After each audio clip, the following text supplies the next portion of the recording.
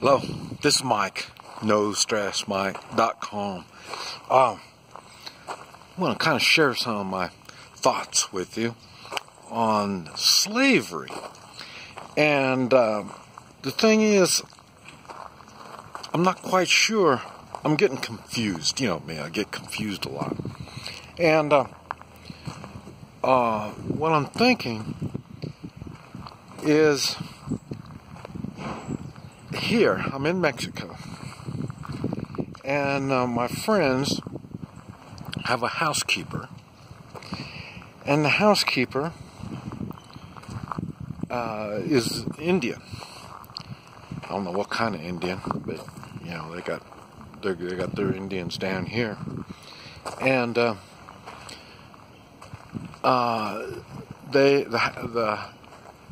she lives in the house with them. Normally, they have their own room. The houses down here, they got an extra room, and that's for their housekeeper. And a housekeeper gets paid. They get food, and so then they have shelter. They got their own room, and they don't think they can make a lot. And what is this? And the reason is nobody makes very much down here, so it's making me wonder, how does this system work? Would they be considered a slave? And now, I lived in Guatemala. We had a hotel. Well, I guess we still got it. But, we got 60 Indians working for us. And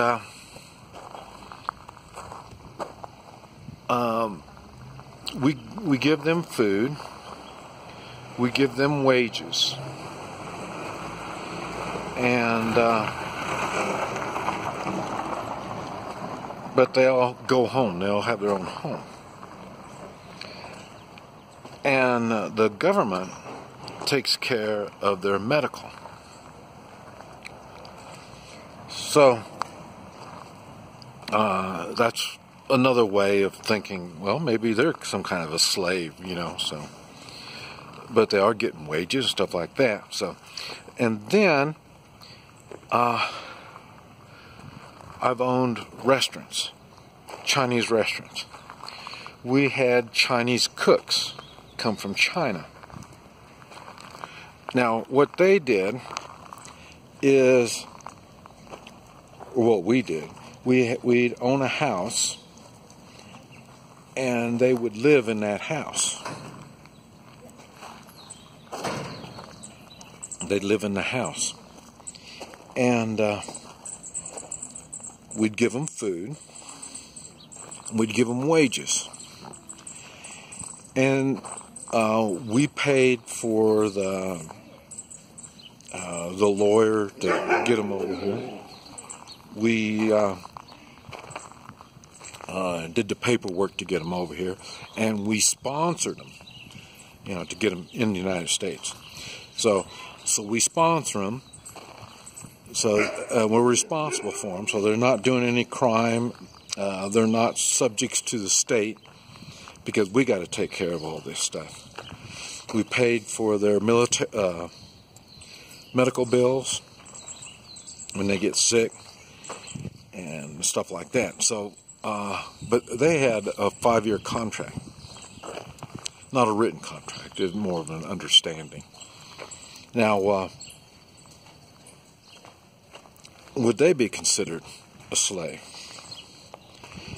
And what is this?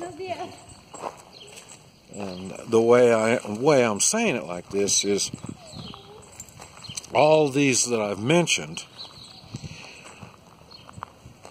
none of these people take personal responsibility over their lives. They're all dependent on somebody taking care of them. So does that mean that a person is a slave when they're like that? That's the dilemma that I'm thinking about. And so now, like I say, the Chinese were obligated to us for 5 years. And normally when we give them a vacation, they'd go back to China. I don't remember the details if we paid for all that or not. A lot of that stuff I don't remember so much. But when the thing that gets me is I don't fall into any of these brackets. For one thing, I've owned my own businesses. So sometimes I made money, sometimes businesses didn't make money. And then when I didn't make money, I went through hard times.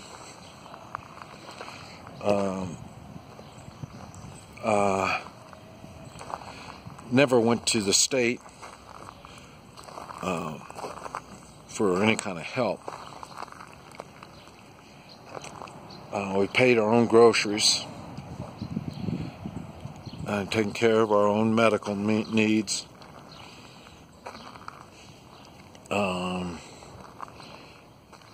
Taking care of our own housing. Seldom that I go into debt. If I couldn't afford it, I just wouldn't get it. And so, like I say, I think that's one reason why I look at things so much different. I'm not dependent on somebody giving me a paycheck. Now is probably the most dependent I've been in my whole life.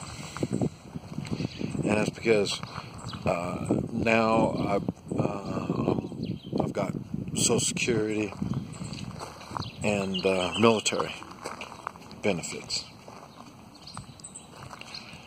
And I never had those before. And so it's just different. And now I'm thinking, am I a slave? I'm slave to my benefits. It's just, I don't know. These are things that I keep thinking about.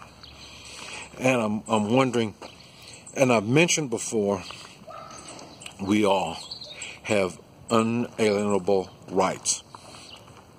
I believe everyone in the world, when you're born, you have them. Now, what happens is we don't realize we have them, or we have, whatever it is, we've given up our rights. Most people have. You do it when you're in debt.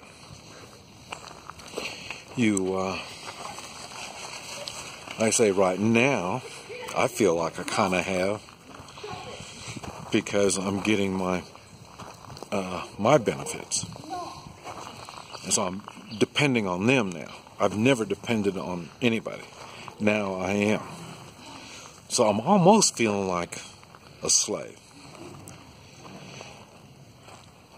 I gave up that independence when I started collecting my benefits.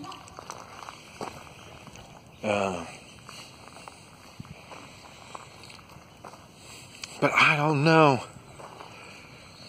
When we depend, and that's why I try to get people, whether you have a job, learn skills and practice your skills on the side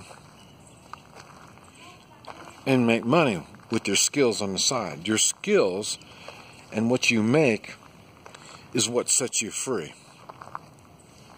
As long as you're collecting a paycheck and you're waiting for a paycheck and you're living from one paycheck to another, in my mind, I think you're some kind of a slave. That's kind of basically what I'm doing now, just going. And I always thought it was odd why people would say, well, I'm on a fixed income, I'm on Social Security. And I always think, do you like living like that? This is what you choose? So, because for me, I still work. You know, you see me traveling around, but I'm not traveling around on my Social Security. This is, I work. I still produce. I still prosper. But not as much. If I can just cover my expenses, I'm happy. So I'm not really getting ahead any. But this is the kind of stuff that I wonder. So in other words, what I'm saying is slavery, I believe, is a choice. And people whine. And if you're whining about stuff, you know me, I'm not good on listening to whiners. So if you're whining, I'm wondering, why aren't you doing something about it? You whine because you live paycheck to paycheck. The Indians that are living they're doing their work. Their lives don't get any. They're not prospering. They're just living, and they're living for other people's benefits.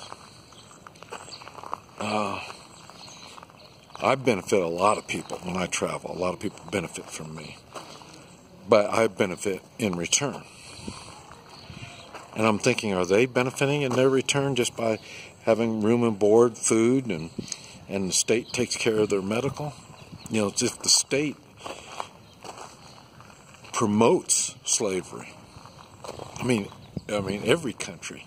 This is, and what do people expect the government to give them? Medical. I don't know. Maybe this is why people don't take personal responsibility and take care of themselves. These are just things I'm thinking about. But anyway, I thought I'd share it with you. This is Mike, NoStressMike.com.